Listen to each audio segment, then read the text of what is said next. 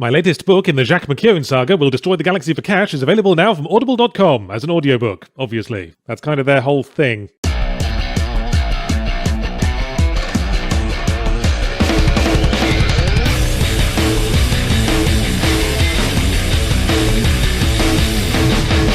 It was nice to see Call of Duty making the important first step of realising it had a problem. I mean, I could and indeed did point this out around the time they were hiring Kit Harington to play a space terrorist from Mars. No offence, Kit Harington, I'm sure you're a perfectly decent fellow, it's just that your presence often seems to be an omen of ill fortune. You're like a banshee, but with mouth breathing instead of shrieking. So Call of Duty put on its thinking cap and went, there's got to be some way we can get back to the times where people like us and give us lots of money, and that's when they realised the solution was staring them in the face. Of course, redo Call of Duty 4 Modern Warfare, but different. And then title it Call of Duty Modern Warfare. Wow, that is different. You took an entire numeral out of the original title. Better slow down your revolutionary zeal before you start decapitating French monarchs, Activision. No, but really, we're updating Modern Warfare to more reflect the shape of international conflict today rather than how it was in 2007. Oh, okay. So the plot will mainly be about burly professional American soldiers getting pulled out of the Middle East because a dictator rang up the president and the president didn't want to look lame in front of the cool kids. No, of course it bloody won't. It'll be Middle Eastern terrorists and evil Russians, again. Except with a new mealy-mouthed Ubisoft-esque aversion to taking political stances, so characters will occasionally look to camera and go, boy, it's a shame how all these unflinchingly Saturday morning cartoon villainous Russians are reflecting badly on all those nice non-Skeletor-like Russians, none of whom we are showing you but do assuredly exist. Don't be fooled. This whole exercise is just an attempt at a second dip in the trough, marginally more sophisticated than the last attempt, the re-release of Call of Duty 4 but trussed up with micropayments and dangled from the ceiling like a party gimp. All talk of updating the franchise and bringing it to new heights was bold-faced porky pies because Activision know that the true audience for this game doesn't actually want innovation. They want the scene that happens at the end of the campaign where Captain Price, the amazing human Weetabix, literally reads off a list of named characters from previous Modern Warfare games, then winks to camera as if to say, you may now soil yourselves in excitement. As for the gameplay, pick up the gun and shooty, constant chaos, spunk gargle wee, ooh, why won't those meddling politicians let us murder foreigners as we see fit, wanky, spy on your neighbours, Patriot Act,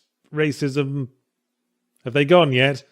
Have the Call of Duty fans heard enough and fucked off to buy it in droves yet? Right, serious question for the rest of you. Why are you here? Why are any of us here? Did you really expect to hear something interesting about the new fucking Call of Duty? It's like going to a baseball game and saying, yeah, all the hitting balls and running around a diamond is kind of boring, but maybe they'll do something different with it this time. I'm sick of talking about it. But now that you are here, expecting your Modern Warfare review, let's talk about Disco Elysium instead. That's right, stealth indie review. You just got lured into a shadow by a thrown object and contextual button neck snapped, motherfucker. You, the people watching sweary reviews about Call of Duty, are exactly the kind of people who need to hear about games like this, so listen up. In contrast to what you might think Disco Elysium is from the title, and what would that be, Yarts?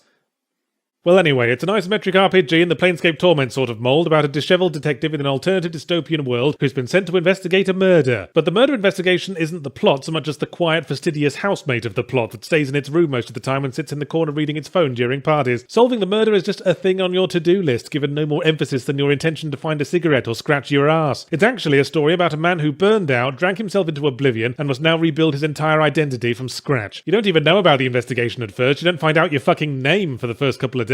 You start off in a trashed hotel room with no memory, having to pass skill checks to look at yourself in the mirror and get your tie down from a ceiling fan. So in brief, it's Planescape Torment meets Fear and Loathing in Las Vegas. And when I say skill checks, I don't mean rolling for strength or lockpicking. Where the fuck do you think you are, Gimli son of Gloin? Instead, you put points into rhetoric, conceptualization, savoir-faire, and various other aspects of personality, all of which have their own distinct voice in your head, ensuring that the main character has as much dialogue with himself as he does with other characters, and 2 times shitloads is a lot of shitloads, buddy. Yes, I should stress that if you're scared off by too much reading, then you'd better move along and get back to shooting scary foreigners, because Disco Elysium is wordier than an Ayn Rand monologue in a dumpster full of refrigerator poetry kits. Which is normally something that turns me off, and my eyes were glazing over as I skimmed through the 14th political debate with a passing milkman, but this might have been my fault for trying to see every dialogue for completeness' sake. Disco Elysium is a game that requires a shift in attitude. My usual instinct is to focus squarely on the main goal, because I've got deadlines to meet and puerile euphemisms to concoct, but this is a game for meandering and letting the pieces fall as they may. No following icons on mini-maps here, now it's all check out the building behind the crime scene, and there's like 5 buildings that could mean, so all you can do is bumble around. Sure, you could ask the suspects direct questions about the murder and listen to them recite their carefully rehearsed statements, but it's more fun to ask them how they know that physical reality exists, or what it is that makes the stars turn on at night and watch them get completely thrown for a loop. So I eventually got into the spirit of things, spending my evenings drinking methylated spirits and arguing with road signs, in the game I mean, and found myself getting quite absorbed. It's a densely, fiercely intelligently written game, but the humour and weird tangents make it fascinatingly accessible. I I won't call it my game of the year. There's a lot that niggles me. The isometric world is very confusingly laid out and only becomes more of a slog to navigate as it expands. The way different clothing items affect your stats drags me back down to video game land. When I find I can pause the conversation when I see a skill check coming up, put on a Hawaiian shirt, Wellington boots and a coolie hat, and maximize my stat bonus. But these niggles are pointless because Disco Elysium is a bona fide work of art that elevates the medium of video games. No, it's not for everyone, but making games as broad as possible has long been the major part of the fucking problem. The reason why following mainstream releases is like watching a sausage making machine filling condoms with glue. Speaking of which, better get back on topic in case any Call of Duty fans decided to skip to the end. Ooh, pick up that grenade, rat-a-tat, strawberry jam on the glasses, Bay of Pigs, Iran-Contra, 70% on Metacritic, etc, stick it up your fucking bum, Activision.